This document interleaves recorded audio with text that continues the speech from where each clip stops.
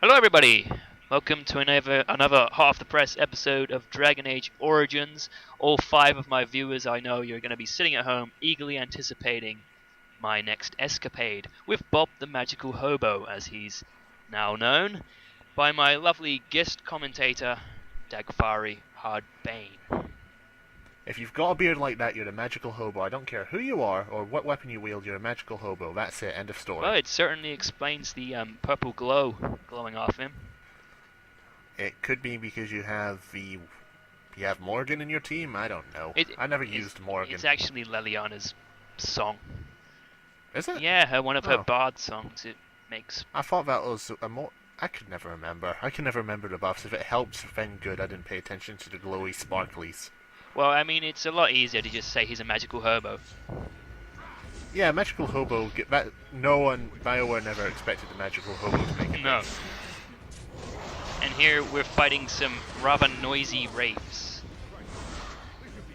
Personally, I prefer going rogue in the Dragon Age games just because of the abilities like backstab and... Yeah. I mean, you can position yourselves a lot better than most of the AI rogues can, because look, we saw Leilania there just going up front where most of the damage comes from the backstabs. Yeah, well, she's ginger. She don't know what she's doing. Well, poor Leilania. I can never say her name either. No, neither can I. I just go ahead, that red-headed girl. The crazy religious zealot who said... Now this... oh. No, you carry on. Yeah, this side quest, Shale, is pretty much a staple party member every time I play through. I've always gone for the same sort of party. Rogue, the origin changes. I've never done a dwarf because they're stumpy idiots. I don't like dwarves. I've always gone with either... I actually prefer the elf story rather than the humans. I don't know why. It's just for one line of dialogue that Alistair says during the final battle. He says, "Sure, she's an elf, but..." Or, "Sure, he's an elf, but..." He's like, "I'm right here, dude." It's like saying... Yeah. That's in the final battle, isn't it? When whoever... He's kind of just... Yeah. And I thought that was a really nice example of Alistair putting his foot in his mouth. Yeah. So, saying, sure, she's a dwarf, but it's like, what the hell? It's like, come on. It's like soft-core racism in... I'm being subtle about it. Yeah, only Alistair can do that. It's something of a staple in RPGs when there are lots of different races. Have you ever played Elder Scrolls Oblivion? I'm not going to get into Oblivion. Oblivion is one of the games that I get a lot of flack over because I did not like it, mainly because of the guards. Yeah, they're oh man, the guards in that game. If you're going to give the option to be evil, don't have an army of undead... constantly respawning gods. Then pay with your blood! Oh god, here it goes again. Yep. Yeah, a friend of mine, and I was sitting with him doing it, he intentionally annoyed the guards and just ran for it across a quarter of the map. He was swimming, and they were walking Pirates of the Caribbean style on the... And it was like, oh my god, but now I remember why I don't like this game. What was I saying? Oh yeah, my ideal party tends to be Shale, Win. Win is you have to have Win in your party. Yeah, we're gonna come to Win. In the next video, we're gonna be tackling the Mage's Tower. So. Yeah, Win, Shale, and the love interest. That fourth party member is interchangeable because if you've got Shale and Win, you cannot lose. No, definitely not. I think that is going to be my setup. When I do recruit Win, it's going to be out with Morgan, in with Win. It'll be Bob the Magical Hobo, Shale, Win, and Alistair / Leliana for the chest unlocking. And there's a classic example of what I hate. It's accidentally talking to your party members during a crucial moment when you're trying to click on a chest or something. It's like, go away, Alistair, I don't want to talk to you. I came across that in Mass Effect 2 as well. I mean, I'd be trying to, get stuff done and end up being like, "Not now, Shep, I don't want to talk to you. I want to grab this ammo clip or this grenade so I can kill that guy." And this part of the game, this part of the mission just is what? Yeah, this beggars belief, really. I mean, I don't know if they're trying to appeal to Catgirl, but I think they got Catgirl a bit too wrong here.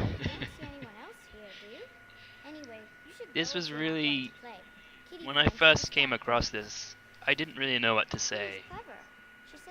What the hell? Yeah, That was that mine? springs to mind.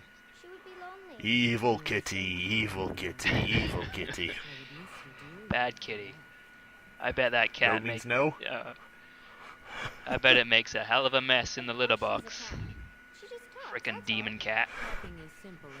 Yeah, demon cats are the worst. I wanted one, but no, I've not got the responsibility. It'll possess my soul. Blah blah blah. I'm Carry on. what was I gonna say? Well, not much to say about this. I kind of like the moral side of it. You could be like, well, the demon just wants to live in a, or she could be tricking you, or the way I tend to do this is I just let the cat kind of take over the girl. That's the easy way.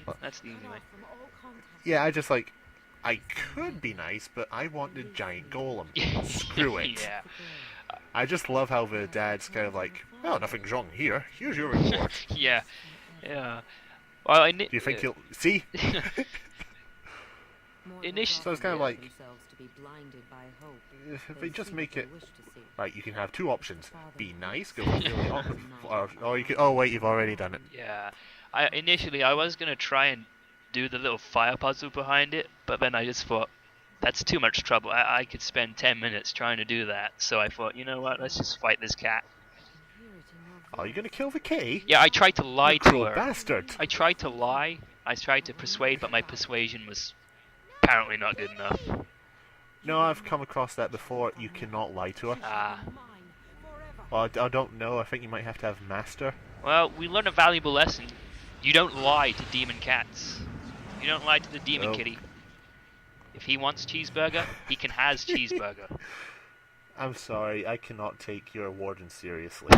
I look at him and go, where's the duffel bag? kitty. And I'm kind of creeped out. I mean, I know puberty's supposedly fast, but fuck me. She been, I don't know. Oh, we all got turned to ice. Damn. Ice.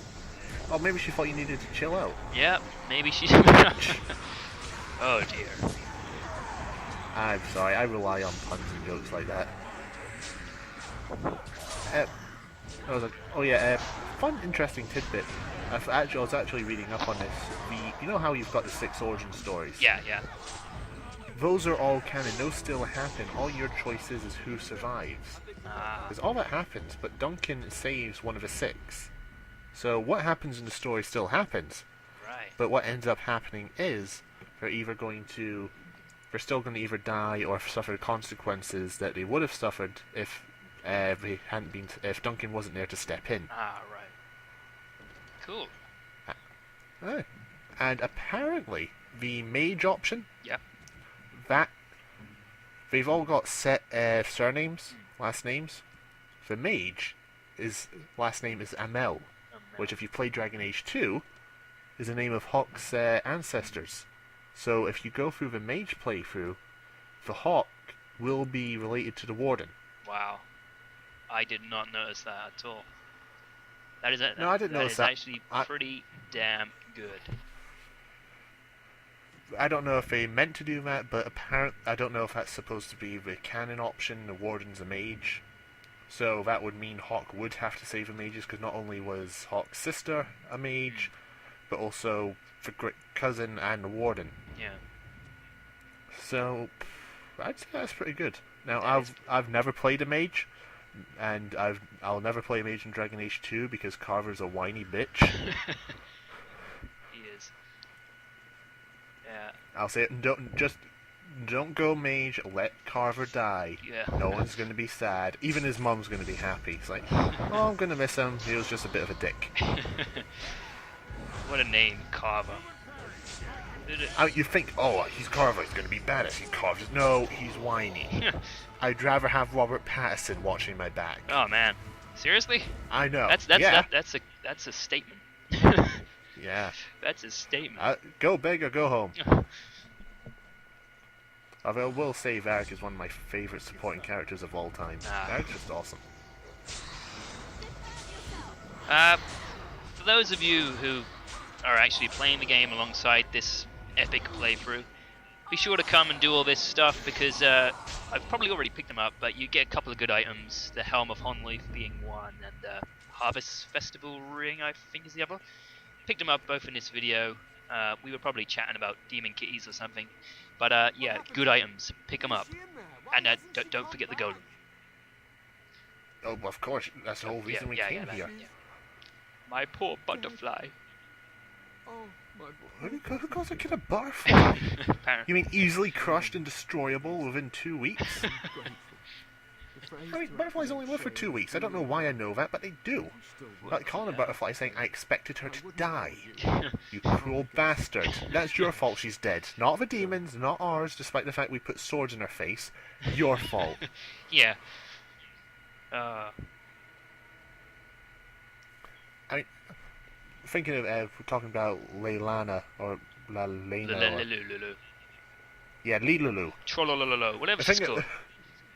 Now, Lilulu, she... I've always... Part of me, after the ending of Dragon Age 2, and if you're complaining about spoilers, where the hell have you been? Yeah. But when she shows up at the ending of Dragon Age 2, I'm starting to think that she was supposed to be canon, the love interest. Yeah. I think you might be right along those lines.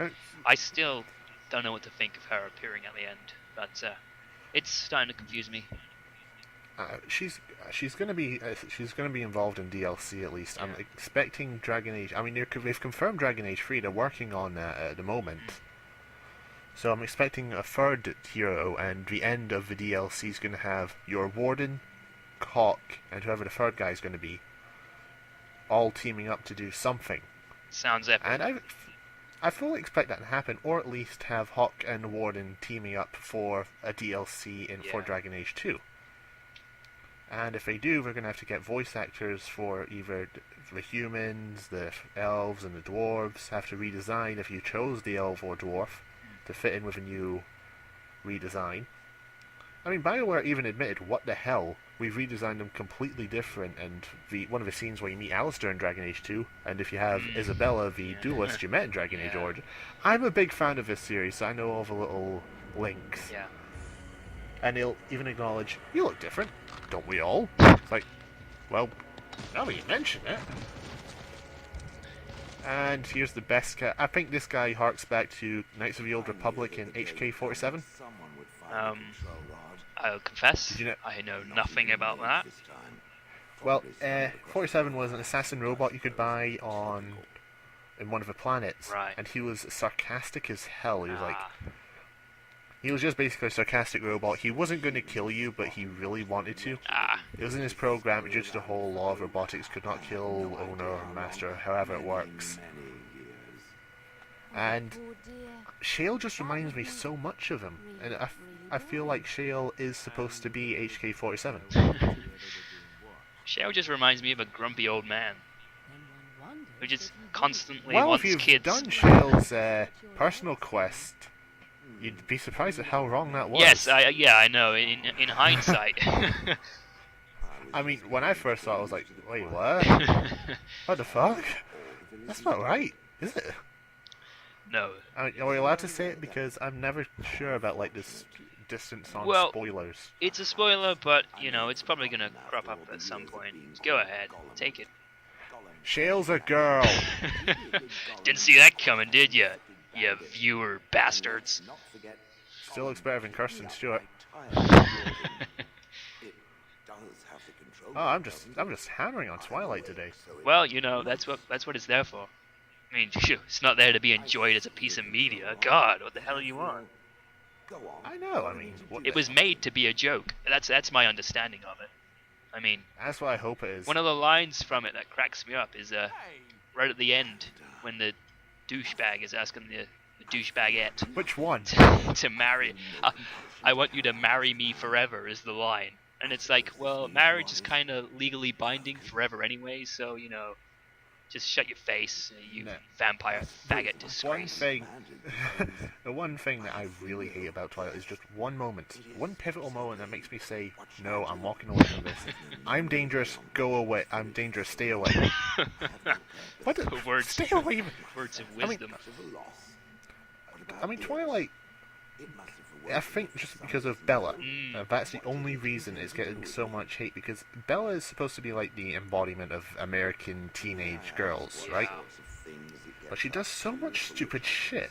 Yeah, well. And she's worse than Princess Peach in terms of stupid supporting damsels in distress. I mean, everything she does is... I would think that it would be a halfway decent... it wouldn't be as mocked as it was. No. Even including the sparkly vampires, even including the emo werewolves. Even if Bella was just a sensical character, it wouldn't be half bad. Yeah. But no, Bella's an idiot. Bella was dropped on her head repeatedly as a child. And then never picked up. She shouldn't have been. She should have been left in the bottom of that bloody cliff. Should have been wrapped in a cloth, dumped in a river. Yep. I don't go that far. No, I would. I'll freely admit that. Put her in a basket, go Moses style, but without the taking out of the lake, because that would ruin it. And then just leave her. Say bye-bye. You're gone now. Also, I'm just going to say as an aside, I never use Sten. I have never used them once. One playthrough I just left them there in low to get killed. I was like, I'm not going to use you, go away. Oh, you made Alistair sad. Yeah, that happens a lot. And he's like, I don't want the big crushy golem. It's just too easy to make Alistair sad. It just happens. Unless you're a woman, then you can just say, I know I'm doing some questionable things, but here's my boobs. Yeah. Then he totally falls for it. Hook, line, and sinker. But... like all men, but don't. We just got served. We just served our own gender. Self-depreciation for the win. Yeah. Here I am messing around with crystals. They're all pretty crappy. They're small chipped ones, but basically, Shale can harness the elements, and yeah, that's basically what he does. The more you level up, the better ones you get. Yeah. If you go to the dwarf place, I can't remember the name of it, tough at the moment, but they sell like unique ones there that are. It's going to come to me. Orzammar, that's it. If you go to Orzammar, preferably later on, I'd say leave Orzammar for the last one. Yeah, definitely. Because there's a lot of stuff you can do there that would require a high level. Yep. So hit that at last, and you can get all sorts of crazy stuff for Shale if you use them mainly. Now we're coming up to one of my favourite bits in any game ever. Yeah, me. It's just this this cutscene. Me too. Just sit and watch it, because it's just the facial reaction of the warden and Shale. Like la la la la la. Huh. Oh, hello. Squish. What? It's just a little shrug of his shoulders. So much blood for a chicken. Damn. Aye. And that's a wrap, people. Join us in the next video where we're going to be tackling the mages, and we're going to get stuck in Dream World, which is going to piss me off a hell of a lot. And not literally tackling the mages. That's wrong. Bad touch. That's bad touch. Yeah, bad touch. No. We don't want to have them calling for an adult. The Templars frown upon that. Yeah. Fucking Templars. Catch you next time, folks. Catch you next time. Thanks for watching.